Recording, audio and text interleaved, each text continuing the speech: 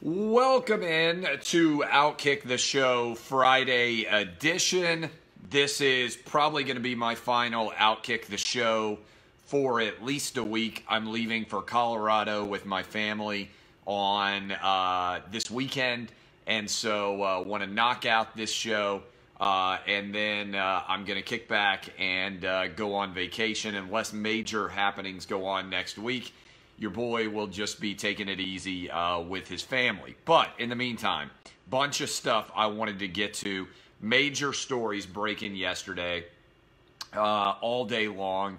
I spent yesterday going to see Spider-Man, taking my kid for ice cream. Total dad day. By the time I get home, boom, insanity is rolling out. So I want to run through everything. My name is Clay Travis. This is Outkick the Show. Appreciate all of you hanging out. I hope you have a good weekend. Friday edition, up early today. And I want to start with Russell Westbrook. Here's where we're headed. Let me give you a roadmap. Going to talk Westbrook to the Rockets, Chris Paul to the Oklahoma City Thunder.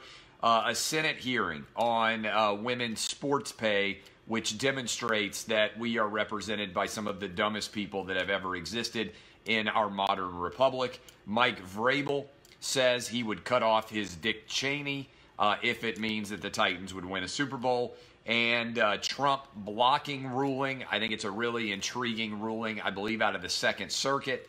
And Stranger Things 3, which I'm obsessed with. No spoilers coming from me on Stranger Things 3, but just the overall context of the show so far. So we start with Westbrook. To me, Russell Westbrook to the Rockets is a big win for the Rockets because they are able to get rid of an aging, undersized point guard in Chris Paul that they had committed $38 million, $41 million, and $44 million to over the next 3 years. I also think it's emblematic of larger issues that I see in society, but in particular with the NBA. I want you to think about this for a minute. Chris Paul managed to force his way off of the best team that he's ever played for with the best chance that he's ever had to win a championship so he can go play for a lottery team now in Oklahoma City. He managed to make his entire life situation worse because for whatever reason he couldn't get along with James Harden. Now, I don't know about you, but if you told me right now, Clay, you are guaranteed to make $120 million plus, but you have to work with somebody that isn't your best friend over the next 3 years. Do you think you could do it? My answer would be yes. I don't think there's ever been anybody that was so awful that I've ever had to work with in my life that if you guaranteed me $38 million, $41 million, and $44 million, I wouldn't be able to make it work, particularly if that team was good enough to contend for a championship like the Houston Rockets have been for the last 2 years. Now, because Chris Paul has forced himself out of the actual running for a championship, even if he doesn't end up at Oklahoma City long term, whatever team trades for him is not going to be able to actually win a championship. And so, as a result, I think this is an utterly awful decision by Chris Paul. I think that he is going to fade into career obsolescence in his 34th, 35th, and 36th year. And I think the Rockets got a better, younger player in Russell Westbrook. Now, how is Westbrook going to get along with James Harden? We have no idea. Will they at some point, because this is NBA, Days of Our Lives, General Hospital, As the World Turns, whatever you want to call it, will they likely end up feuding at some point in time? Yes. But I think the Rockets are taking a swing and trying to win a championship while they can, based on all of the available teams that are out there that have a shot at the championship. This is great for the NBA.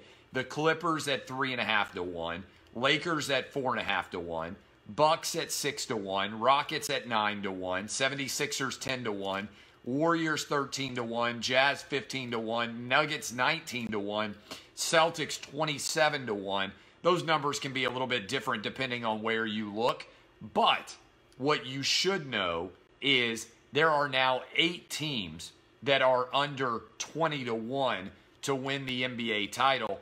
Last year at this time, there were 3, and there's no prohibitive favorite overall. That is a big win for the NBA.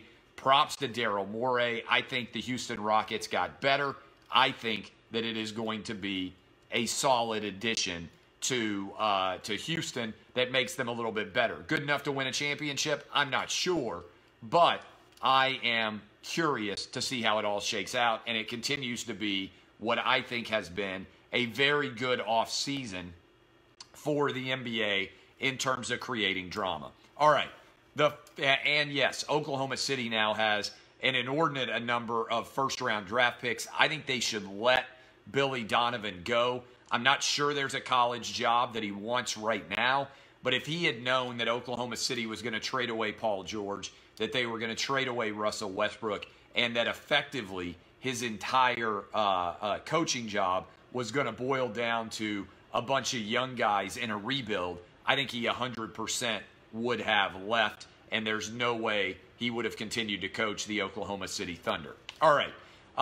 Now, I think this is the funniest line that has maybe ever been delivered by an NFL head coach. Mike Vrabel went on a podcast with Taylor Lewan and with the linebacker from the Titans, whose name is immediately escaping me, even though I have tweeted him, Will Compton. Will Compton and Taylor Lewan have their own podcast, and they had Mike Vrabel, the head coach of the Titans, on, and they asked him, would you cut off your Dick Cheney in order to win a championship and a Super Bowl? And he said, without even hardly thinking about it, yes, I would cut off my Dick Cheney in order to win a championship. And they said, why would you be willing to do that? And he said, look, I've been married 20 years. I don't really need it anyway. That is a phenomenal line, all right? In a year and a decade and a generation, when NFL head coaches almost never say anything that could ever be classified as being funny, that is a legitimately funny line from Mike Vrabel. I absolutely thought it was hysterical. And then somebody immediately hopped onto my Twitter feed and said, oh, that is transphobic. And I was like, transphobic? That is not transphobic. That is penis cutoff phobic. As in, if you have a dick, you don't want it to get cut off because you have a dick, right? Just like you wouldn't want to get your arm cut off because you have an arm. Or you wouldn't want to get your leg cut off because you have a leg, right? It's not transphobic to want to keep your penis, all right? These words and this obsession with being perpetually offended is unbelievable. I will say this. Remember John Bobbitt? John Bobbitt had the unfortunate mishap with Lorena Bobbitt, and by unfortunate mishap, I mean that Lorena Bobbitt cut his dick off. You remember when John Bobbitt got his dick cut off? Lorena Bobbitt threw it out the window.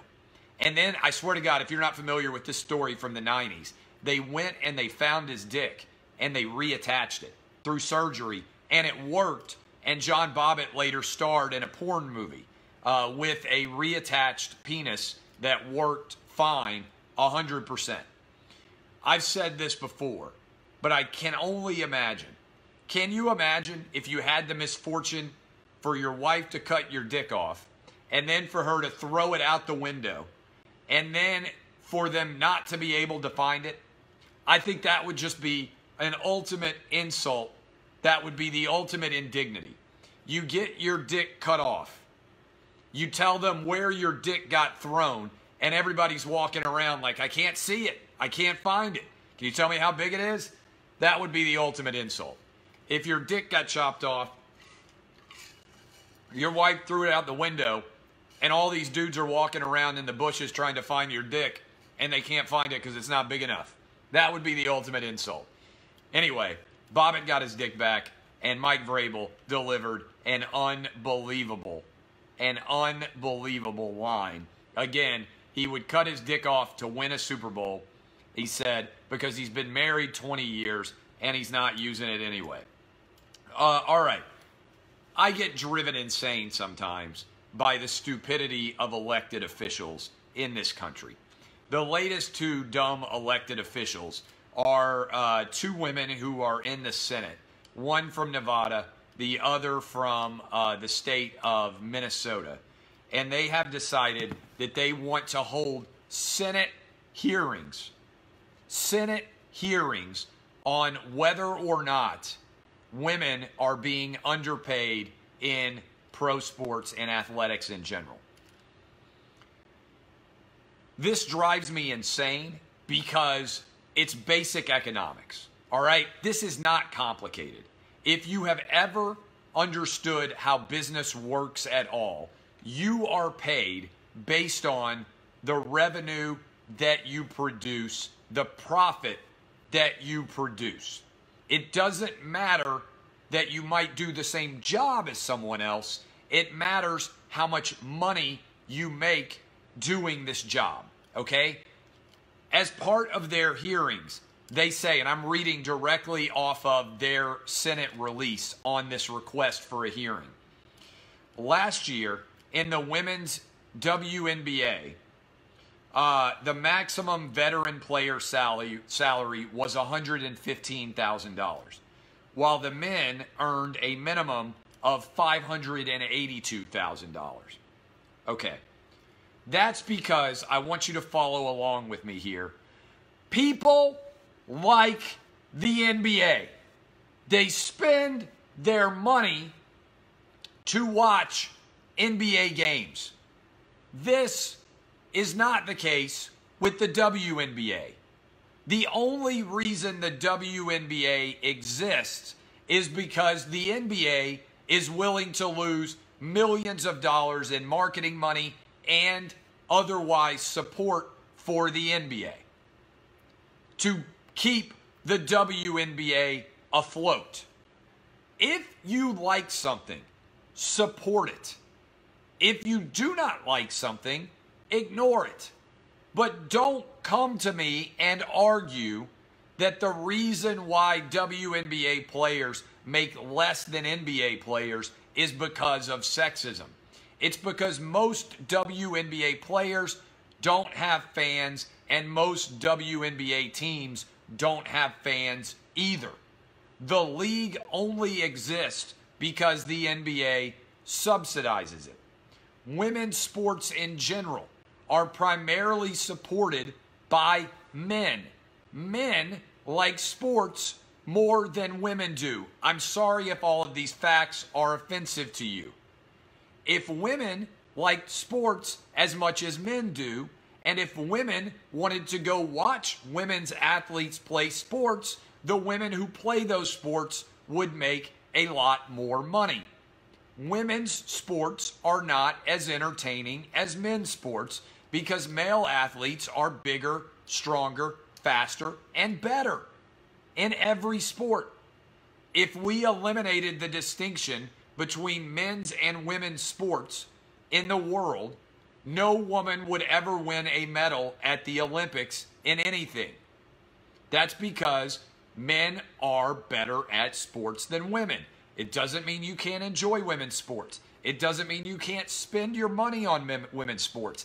But it does mean arguing that everything is sexist is not in fact a reality. Women's models make more than male models do. That's not because of sexism. It's because the market supports female models more than it does male models.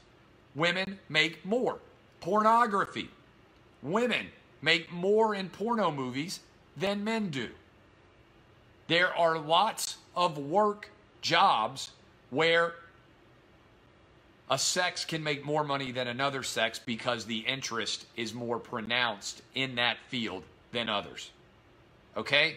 That's the truth. And so when I see things like this ridiculous report that the Senate is looking into, they also say the Ladies Professional Golf Association this year only makes $70 million to distribute. That's only 1/5 what the men receive. That's because men like golf more than women. and even women oftentimes would rather watch men play golf than they would women. This is so insanely stupid that it boggles my mind. Again, to reiterate what we said yesterday, Megan Rapinoe and the U.S. women played in the World Cup, which produced $131 million in total revenue in the World Cup that was most recently completed. The Men's World Cup produced $6 billion, 60 times as much money. Women actually received 20% of their overall revenue as money, prize money. Men received only 7%. Per revenue dollar produced, women were actually paid 3 times as much as men were in the World Cup. All of this is insanity. Furthermore, I want to dive back into this Megan Rapinoe story. In my mailbag today, got a great story. But Bono, from U2, he used to rip George Bush Sr. and George W. Bush all the time. And then you know what happened? George W. Bush invited him to come and meet with him in person. And when they met in person, they determined that they actually had something in common. And that thing that they had in common was caring about the spread of AIDS and trying to protect people who had all sorts of issues with the AIDS virus. As a result, they ended up meeting in 2003. This is George W. Bush. They started a program in Africa, Bono did, in conjunction with the United States and George W. Bush, called PEPFAR. That 14 years later has saved over 11 million lives. Bono is not a Republican, but he recognized that when the president offered him an opportunity to meet, that maybe they could come together from two divergent perspectives, as two people who are different often do, and find common ground that could lead to a betterment of overall society. I am incredibly troubled by the culture we have created in America, where instead of interacting with people you disagree with, you demonize them and try to cancel them. Politics is the art of the possible. Joe Biden is being ripped for working with Democratic senators. He worked with Democratic senators because that's his job. When you're a senator, you don't only work with your own party, you work with both parties. And as part of working together, ideally you can get good things done for the country. The idea that Megan Rapinoe won't meet with Donald Trump because she doesn't respect him is, to me, a fundamental flaw of our political process. Failing to meet with someone is not a point of pride. It should not be praised in our society today. It should be ridiculed. Take it outside of the world of politics. Whatever you do for a living, you probably interact on a regular basis with tons of people who have different political opinions than you do. Imagine if you did what Megan Rapinoe is doing in your own office or your own way of life. For instance, imagine that you are a nurse and you are working with a doctor and you have divergent opinions on how to apply the Second Amendment. And you have a conversation about that and you decide you don't agree with each other, and the nurse or the doctor goes to their boss and says, I can no longer operate and make new knees or new hips with this nurse because we have different opinions on the Second Amendment. Every single person on the planet who is a boss would tell you to suck it up and go back to work. Whether you agree or disagree on the Second Amendment doesn't mean you can't do good work putting in a knee or a hip. And I'm just using a hospital as an example because you have two people working side by side. Imagine that two mechanics are working on a car. One of them is a hardcore Hillary person. The other is a hardcore Trump person. Can you imagine if they couldn't work together to fix the engine because they had a difference of opinion on abortion? That would be absurd. We work together all the time to make things better at our jobs with people we disagree with. I think we all have an obligation to reach across the aisle and try to find things that we agree on, as opposed to trying to make everyone that we disagree with appear to be a vile human being, undeserving of any kind of attention, support, or remote human interaction, and therefore we try to cancel them out. The Bono and George W. Bush example is a great one. Maybe Megan Rapinoe and Donald Trump could find something that they could work together on that could ultimately lead to a betterment of the country, much like in that Bono example, the 11 million lives that were saved because George W. Bush reached out to Bono, was willing to meet with him, and because Bono didn't say, no, you're a Republican, I hate you, you exclude me and exclude other people like me, I refuse to ever meet with you. The way to respond to an outreached hand is not with a clenched fist, it's with another outreached hand. You might find out that you like each other.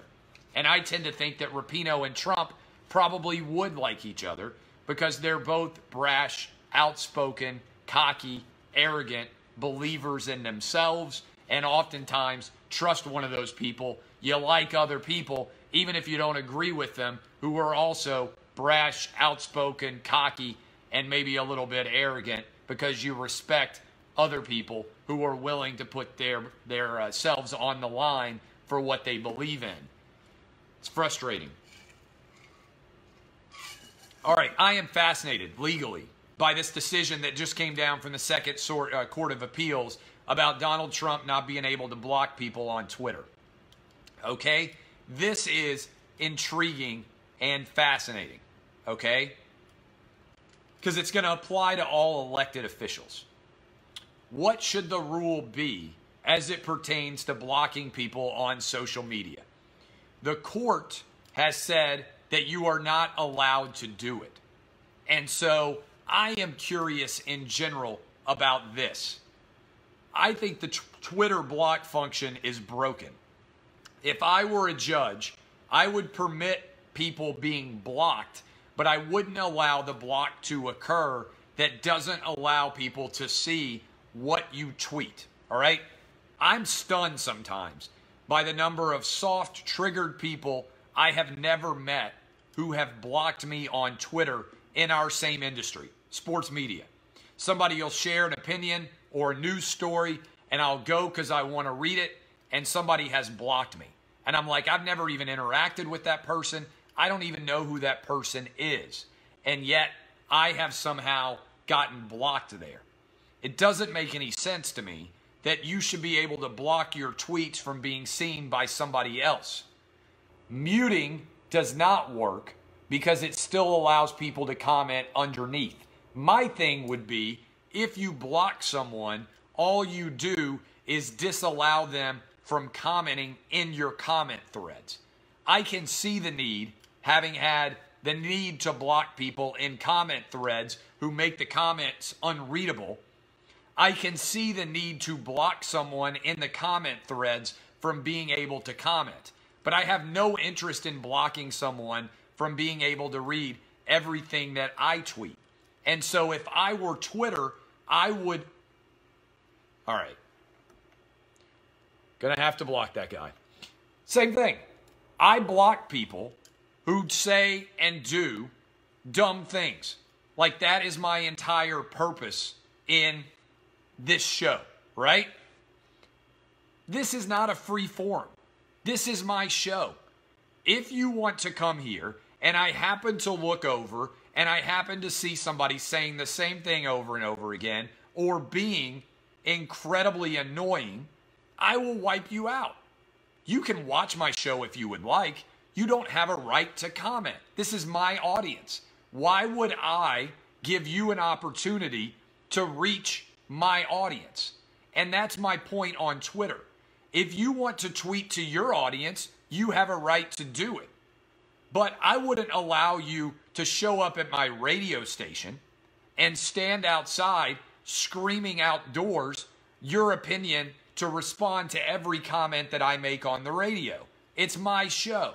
It's my Twitter feed, okay? You are entitled to have your own show, and you are entitled to have your own Twitter feed, and you can comment as much as you possibly want on a variety of subjects, but you should have to build your own audience. You shouldn't be able to just come into my audience and try to talk to them unless I invite you in, like by calling the show or something like that. This is pretty straightforward. It's easy. It's not difficult to understand. So I think Twitter is getting this wrong. I do agree with the court decision that you shouldn't be able to block people if you are a political figure based on the way that Twitter uses the block function now. But again, the analogy that I would make that's pretty straightforward is I'm fine with you reading my opinions, but you don't have any ability at all. Look, I'm going to take a couple more people out. If you don't have any ability at all to come in and decide to engage in the overall process, yeah, I block people. If you send me 20 tweets in a row, I'm probably going to block you. If you get in my comment threads and you're annoying and people are having to fight with you all the time, I'm probably going to block you. That's life. But I'm fine with you reading whatever I say. I don't have any larger issue with it. That's life. I'd be fine doing a show without comments at all, but if I look over and I happen to see that you're being annoying, boom, you're gone. And I can scroll up and see the comments. Boom, easy to find. All right, final thoughts. I love Stranger Things 3. I love it with every fabric of my being. All right, there we go. Dead.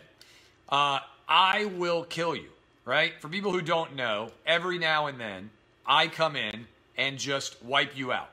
And I wipe you out forever, okay? You are gone. If you want to create a new account, you can create a new account and look like a psycho. My standard is pretty straightforward. Don't suck. Don't be annoying. DBAP, all right? So that's the truth. Stranger Things 3 is phenomenal. I love it. I never would have believed that I would be so nostalgic for a 1980s mall before. I never would have believed that I would be sitting around like, my God, Sam Goody looks incredible. Orange Julius, it is phenomenal. Chess King, remember Chess King? Walden Books, it is absolutely phenomenal to be able to watch this show. I'm not going to give you any spoilers right now, but it is incredible. And I would tell you all, first season, second season, I love it. The 1980s were so much fun to live through. Now, let me say this. I couldn't believe this when I realized it. My kids love watching this show now. Do you know that 1985, which is, I believe, the year this new show is set in, 1985 is halfway between 1951 and 2019. In other words, 1985, when you were a kid, was as close to 1951 as today is to 1985. And I was born in 1979, and this still blows my mind. I was born closer to World War II ending than I am to 2019. I want you to think about that for a second. I was born as a 40-year-old man now, closer to World War II ending than I am to the present day. That had my mind spun in a big way. It's incredible to even think about. Think about that. If you were born in 1980, you were born closer to the end of World War II, to D-Day, than you are to the modern day. I just blew a lot of people's minds right now. They hadn't even done the math themselves. Think about that. If you were born in 1980, you are closer to D-Day than you are to 2019. I mean, seriously, tell me that didn't blow all your minds right now. That is pretty wild. So, anyway, I love all of you. Life is indeed short. Don't waste it. I want to close with a message because I'm going to be gone probably for several days. They have found one emotion is the most popular in all of life in making you feel better. Okay? It's not a car. It's not a girl. Not a boy. Not a house. Nothing. It's gratitude. Gratitude is the most valuable emotion that exists in our world today. If you pause for 1 minute every morning when your alarm goes off or when you wake up and think about what you are grateful for, your mind will be infinitely more powerful and your day will be infinitely better than it otherwise would be. And if you don't have a lot of great things going on in your life right now, let me tell you, you are living in America probably today if you were watching this. There are people dying to get into this country. We have such a poor appreciation for how good we have it because most people don't know how bad much of the rest of the world has it. But every single day, people are dying to try to get into the country that you were fortunate enough and I was fortunate enough to be born into. Regardless of your economic conditions, regardless of your job, regardless of your wife or girlfriend, there are 7 billion people in the world, and you were one of the 320 million who were born or managed to become, probably, if you're watching this, a citizen in the United States. Every single one of us should be grateful for that, and there probably are a lot of other things you are grateful for as well. I love all of you. My name is Clay Travis. This has been Outkick the Show. DBAP, unless you need to SBAP. I will see all of you on the flip side after I'm out in Colorado for a week. Kisses from me. Go watch Stranger Things 3. Hope all of you have fantastic Fridays, fantastic weeks ahead, and can manage to deal without having me around all the time. All right, I'll see you guys. Love you. Bye. Love you. See you guys. Bye, Facebook.